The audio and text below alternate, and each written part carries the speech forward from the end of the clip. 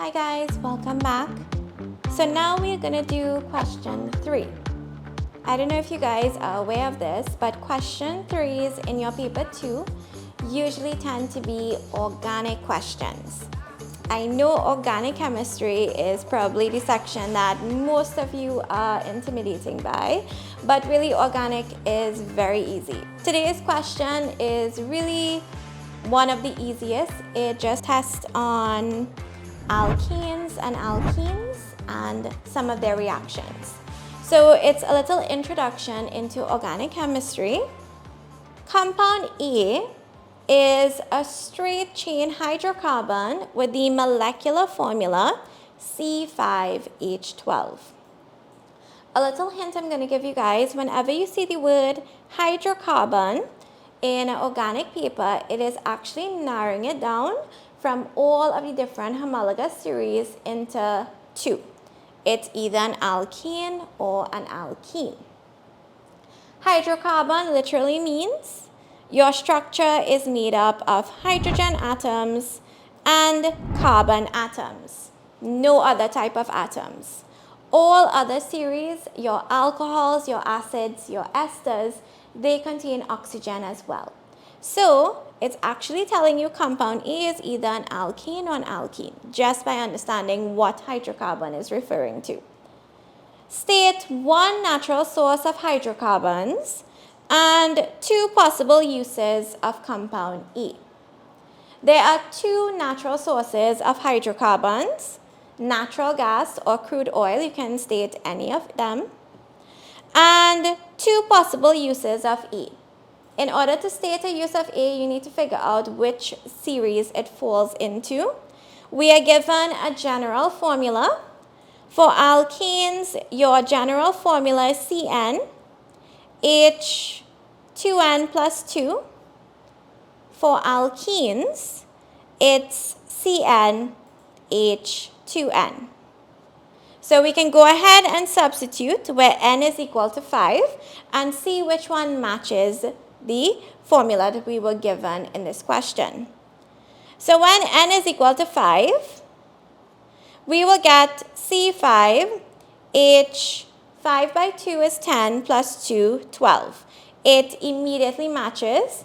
It means that compound A is an alkene.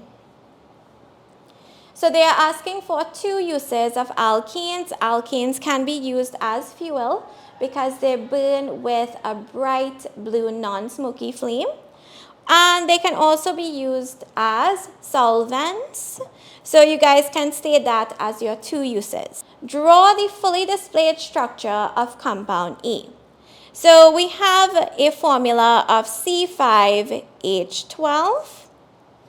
The first thing that you guys will do when you are drawing the fully displayed structure of an organic compound, draw your carbons face. So we have 5 carbons. You are going to sketch 5 carbon atoms.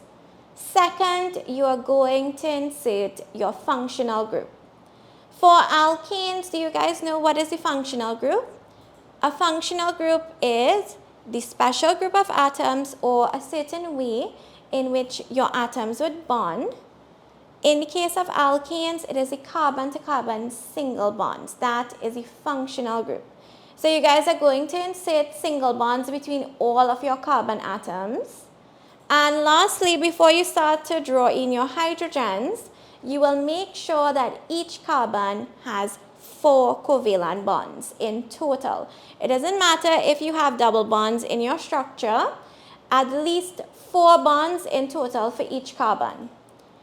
Because this is an alkane and we only have single bonds, so we are going to make sure every carbon has 4. 1, 2, 3, and 4. And you are going to continue like this. Make sure every single carbon has 4 covalent bonds. Lastly, you put in your hydrogen atoms. You are supposed to end up with 12 hydrogen atoms once you are done. So feel free to make a sketch of this and count the number of hydrogen atoms you have inserted. If the number is different from the molecular formula, you made an error while doing your connections. So just double check, make sure every carbon has a total of 4. Thermal and catalytic cracking are very useful processes in the petrochemical industry. We need to define the term catalytic cracking. Now, sometimes we have very large hydrocarbons that are not very useful. The smaller hydrocarbons, especially the smaller alkenes, are very useful in the polymer industry.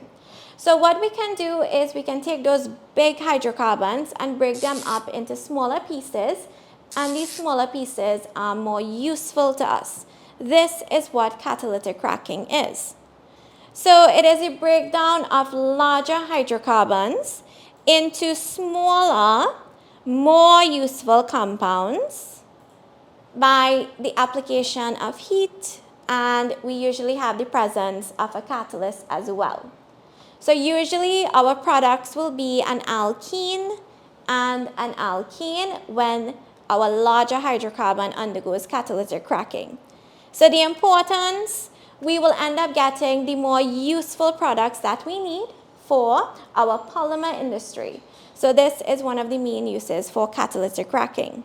Now we are given another hydrocarbon. Note the word hydrocarbon once again. So it means it's either an alkane or an alkene. This question is not dealing with alcohols, acids, or esters. Compound B has the formula C5H10. Can you guys figure out which series it belongs to? Remember, your alkane series has a general formula CnH2n plus 2. Your alkenes would be CnH2n. Substitute N is equal to 5 and see which one matches up with C5H10.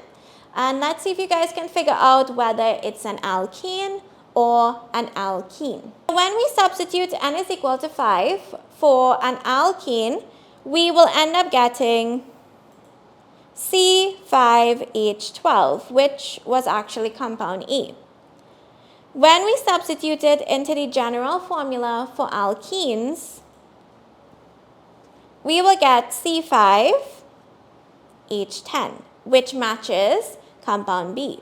So do you guys agree that compound B is an alkene? We need to draw the fully displayed structural formula for compound B. We are going to do the same steps. Step number 1, draw your carbon atoms face. So we have 5 carbon atoms. Just make a quick sketch. 1, 2, 3, 4, 5. Then you are going to insert your functional group. What is the functional group for the alkene series? For alkenes, it was a carbon-to-carbon single bond. For alkenes, it is 1 carbon-to-carbon double bond. We usually like to put our functional groups on the right-hand side. So we are going to insert 1 double bond, not a double bond between every carbon, just 1. Lastly, make sure every carbon has 4 bonds. So starting off on the end, that carbon already has 2. So we can have 3 and 4. It doesn't matter how you draw your connections, whether it's above and below diagonal, once that carbon only has 4. You are going to continue like this and make sure every carbon has 4. Lastly, insert your hydrogen atoms. When you're finished, you are supposed to count and get 10. It's supposed to match your molecular formula. So notice in my drawing, I have my carbon-to-carbon double bond, which is the functional group of the alkene series on the right-hand side. It's not wrong if you put it on the left-hand side, but your examiners do prefer it on the right-hand side. It's a good habit to get into. State one physical property common to both compound A and compound B. So in this case, they will both be insoluble in water. So lastly, with part D, we are going to deal with reactions. Compounds A and B, your alkane and your alkene, react differently. Both of them have 2 chemical reactions in total. One of them is the same. They both undergo combustion to give you carbon dioxide and water.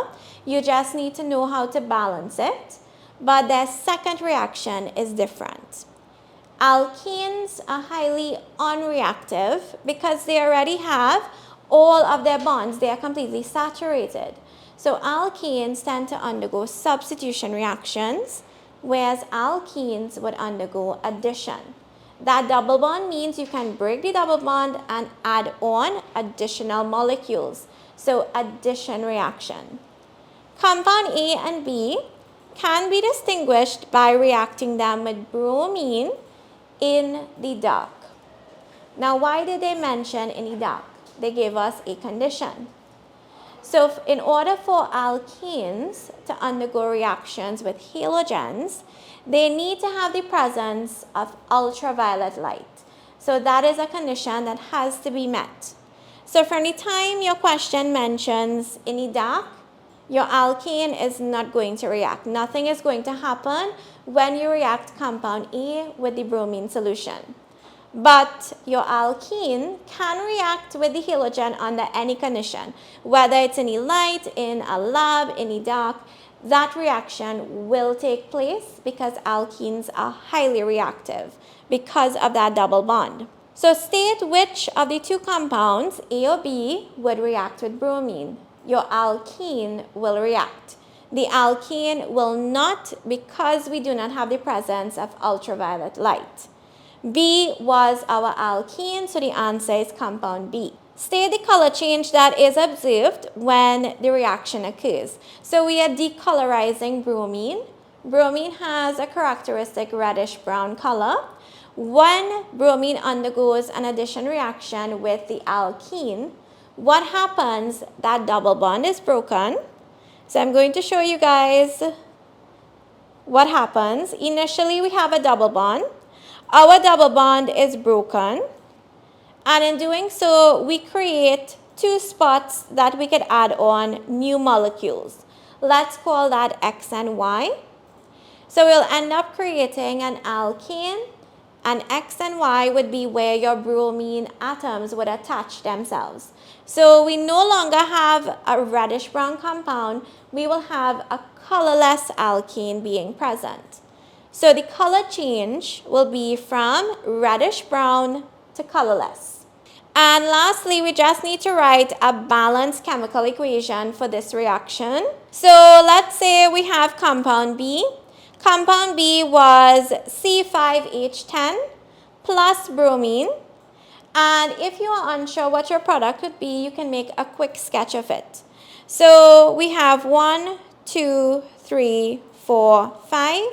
We are breaking our double bond and creating 2 additional spots. Remember, our double bond was on the right-hand side. So we are going to add on a bromine atom here and another bromine atom here. All the other hydrogen atoms that were in compound B before remains unchanged. So we still have H10. This is what your final compound would look like. And to get the molecular formula, you simply count the number of atoms. So count the number of carbon atoms you guys are seeing. 1, 2, 3, 4, 5. So C5. Count the number of hydrogens that you all are seeing. When you count, you should get 10. So H10. And count the number of bromine atoms. 1, 2. Br2. So that is going to be your final product. And it is already balanced because you have the same number of atoms on both sides. So this is going to be your balanced chemical reaction. And guys, this was your first organic question. It's very simple. It tested alkanes and alkenes as well as how to distinguish them using the chemical reactions. So remember, alkenes are highly unreactive. Alkenes are very reactive because of that double bond, and that is how you can distinguish them. So stay tuned for other questions, guys. Thanks for joining me today. I hope you all were able to understand.